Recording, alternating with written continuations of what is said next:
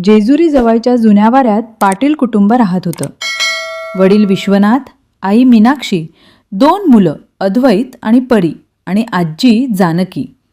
गावात हे कुटुंब सभ्य, आदर्श आणि एकमेकांवर प्रेम करणारे म्हणून ओळखलं जायचं. वाडा मोठा, जुना आणि लाकडी बांधकामाचा असल्यामुळे घरातल्या प्रत्येकाने सावध राहण्यासाठी काही नियम पाळायचे. गॅस बंद करणे, दिवे बंद करणे आणि सर्वात महत्त्वाचा नियम म्हणजे एका वेळेस कुठलीही इलेक्ट्रिक वस्तू चालू ठेवून खोली सोडायची नाही. पण ज्या दिवशी घरायला नको ते झालं त्या दिवशी एका छोट्याशा बेपर्वाईने संपूर्ण घराचा उद्ध्वस्त अंत घडवला. शनिवारची सकाळ होती. विश्वनाथ सकाळीच बाजारात निघून गेले होते. मीनाक्षीला संध्याकाळच्या एक महत्त्वाच्या कार्यक्रमासाठी साड्या इस्त्री करून ठेवायच्या होत्या. मुलं शाळेत आणि आजी अंगणात तुलसीजवळ बसून रामरक्षा म्हणत होती. घरात शांत वातावरण होतं. सकाळची कोळी ऊब वाड्याच्या लाकडी भिंतीतून आत उतरली होती. मीनाक्षीने कपाटातून 2 साड्या काढल्या आणि खोलीतल्या जुन्या लाकडी टेबलावर टाकल्या. बाजूला इलेक्ट्रिक इस्त्री ठेवली आणि स्विच लावला. पहिल्या साडीला इस्त्री मारता मारता मीनाक्षीच्या फोनचा आवाज आला. कॉल गावाबाहेरच्या भावाचा होता. बोलत बोलत ती टेबलापासून काही पावलं लांब गेली. संभाषण नेहमीसारखं नसलं तरी त्यात भावाच्या छोट्या भांडणांचं, पैशांच्या चक्राचं काहीतरी चाललं होतं. तिला बोलत बोलत वेळ कसा गेला ते कळलंच नाही. तिच्या हातात अजूनही फोन होता. साडी अर्धवट इस्त्री झालेली पडली होती आणि स्विच ऑन असलेली इस्त्री साडीला भिडून गरम होत होती. अचानक परी दारातून आत आली. ती थोडी अस्वस्थ दिसत होती. आई, मला थोडी तब्येत बरी नाहीये, ती म्हणाली. मीनाक्षीने फोन कट करून मुलीकडे धाव घेतली. तिला बसवून पाणी दिलं. कपाळावर हात ठेवून ताप तपासला. त्या चिंतेत ती पूर्णपणे विसरली की मागे गरम होत असलेली इस्त्री साडीवर पडलेली आहे. अद्वैतही तेवढ्याच शाळेतून आला होता, कारण त्याचा परीक्षेचा पेपर लवकरच सुटला होता. दोन्ही मुलांच्या आवाजात, त्यांच्या छोट्या छोट्या बोलण्यात घरातला गोंधळ वाढला आणि मीनाक्षीच्या मनातून इस्त्रीचा विचार काही क्षणांसाठी धूसर झाला. दुपारच्या सुमारास आजीला काहीतरी जळल्यासारखा मंद वास आला. तिने सावकाश चालत घरात डोकावलं, पण तिची दृष्टी कमी असल्याने तिला नेमकं काय जळतंय ते कळलं नाही. तिच्या नाकात येणारा वास मात्र लाकडाच्या धुरासारखा होता. तिने मीनाक्षीला आवाज दिला, मीनू, काहीतरी जळल्यासारखं वाटतंय रे. पण तेवढ्यात परी परत खोकू लागल्याने मीनाक्षी पुन्हा तिच्या मागे धावली. आजीला वाटलं कदाचित बाहेर काहीतरी जळत असेल. ती परत अंगणात गेली. घर शांत होतं, परंतु शांततेतही धोक्याचा एक अदृश्य पूर घरभर भिरभिरत होता. इस्त्री समोरच्या साडीवरून हळूहळू टेबलाच्या कडा गाठत होती.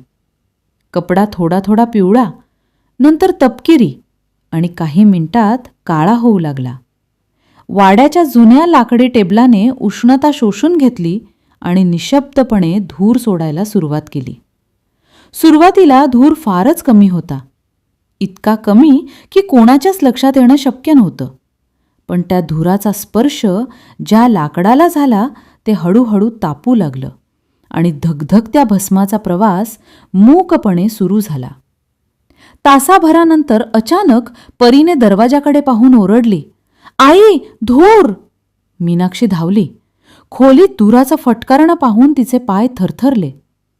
इस्त्रीच्या जवळ मोठी जळालेली पट्टी दिसत होती आणि टेबलाला लागलेला अगोदरचा धूर आता स्पष्ट दिसत होता. तिने तत्परतेने इस्त्रीचा स्विच काढण्यासाठी हात पुढे केला, परंतु उष्णतेमुळे स्विच बोर्डच वितळण्यास सुरुवात झाली होती. ती घाबरली. ओरडून आजीला आणि मुलांना बाहेर पडायला सांगितलं.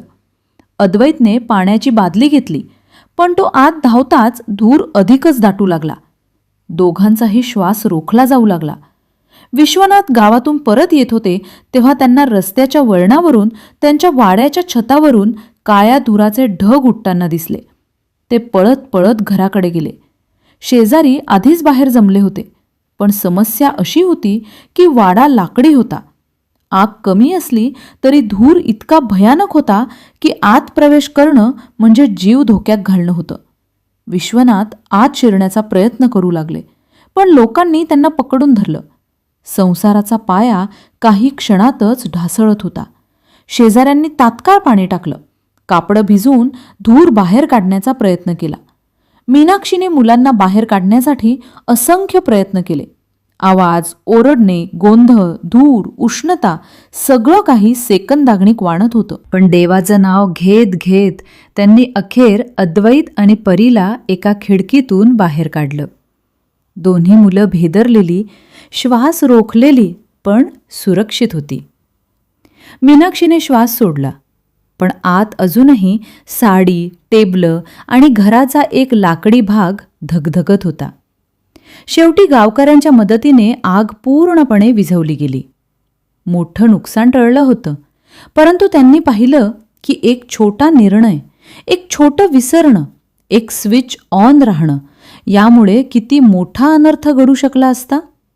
काही मिनिटं उशीर झाला असता तर परिस्थिती पूर्णपणे हाताबाहेर गेली असती. त्या रात्री सगळं कुटुंब एकत्र बसलं आणि शांतपणे बोललं. मुलांच्या डोळ्यात अजूनही भीती होती, पण विश्वनाथने त्यांना जवळ घेतलं. असा छोटा निष्काळजीपणा आयुष्यभराचं दुःख बनू शकतो. इलेक्ट्रिक वस्तू घरातल्या उपयुक्त आहेत, पण त्यांना योग्य काळजी न दिल्यास त्या संकटाचं निमंत्रण ठरतात, तो म्हणाला.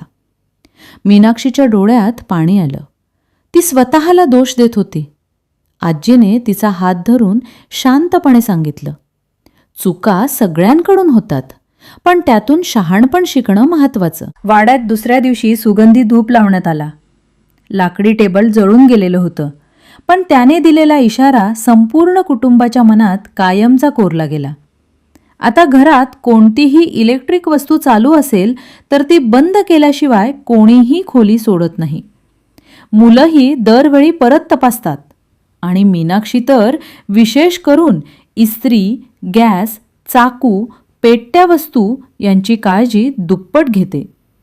कारण एका चुकलेल्या क्षणाने त्यांना दाखवलं होतं की बेफिक्रीची किंमत किती मोठी असू शकते. आज घर सुरक्षित आहे, कुटुंब संरक्षित आहे, पण त्या घटनेची सावली आजही त्यांच्या मनात एक शिकवण बनून उभी आहे. इस्त्रीसारखी छोटी वस्तू देखील क्षणात भयानक होते जर सावधानता कमी पडली तर. जर तुम्हाला असेच नवनवीन व्हिडिओ हवे असतील तर गुन्हेगारी गोष्टी मराठी या चॅनलला लाईक, शेअर आणि सबस्क्राईब करायला विसरू नका. धन्यवाद.